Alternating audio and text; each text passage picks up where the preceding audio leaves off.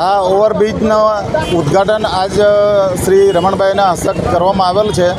આ ઓવરબ્રિજના ઉદ્ઘાટનથી અને એને ખુલ્લો મૂકવાથી તમામ શાળાઓના વિદ્યાર્થીઓ તેમજ કામદાર ભાઈઓ અને પૂર્વથી આવતા તમામ નાગરિકો જે આજે એટલા હદે ઘણા વર્ષોથી દુઃખી થતા હતા એ આજ પછી હવે બધા જ ખુશખુશાલ છે અને ખુશીની લાગણી અનુભવે છે। સાથે સાથે ઉમરગામમાં 2000થી 2200 યુનિટો કાર્યરત છે। જે ઉદ્યોગો એમને પણ આ ઓવરબ્રિજ ચાલુ થવાથી ખૂબ જ બધાને અનુકૂળતા આવી જશે અને બધાનું કામકાજ સરળ થઈ જશે।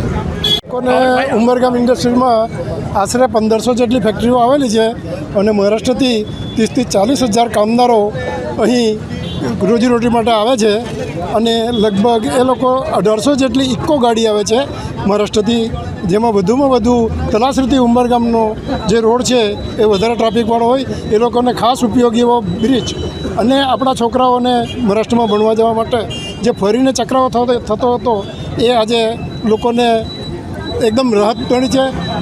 બ્રિજનું જેણે પણ પ્રપોઝલ મોકલ્યો, જેણે પણ સાથ સહકાર આપ્યો એમનો ખૂબ ખૂબ આભાર છે।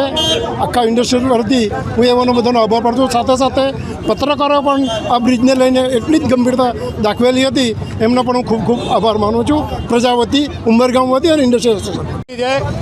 આજે પૂર્વ અને પશ્ચિમ જે ઉમરગામ તાલુકા સોળસુંબા દહાડ સોળસુંબા વિસ્તારના અંદર જે ઇન્ડસ્ટ્રીયલ ઝોન આવેલો છે ત્યાં તલાસરીથી જે વ્યક્તિઓ આવેલા રોજગારથી આવતા હતા એમને જે ખૂબ મુશ્કેલી ભોગવવી પડતી હતી, આજે ઉમરગામની જનતા ખૂબ હર્ષોલ્લાસની લાગણી સાથે આ બ્રિજને વધાવે છે જે 84 કરોડના ખર્ચે બન્યો છે અને કુલ લંબાઈ એની 1 કિલોમીટર છે। સાથે એનું રોડ વાઇન્ડિંગ અને જ્યાં લેન્ડિંગથી જે થાય છે તે પણ આજે 160 મીટર આરસીસી રોડ બંને બાજુ જે મળ્યો છે એનો આનંદ ખૂબ અતિશય છે અને આ શુભ વિકાસની ભાજપની જે ગાથા છે માનનીય નરેન્દ્રભાઈ મોદીશ્રીની એને ખૂબ ખૂબ આવકારીએ છીએ।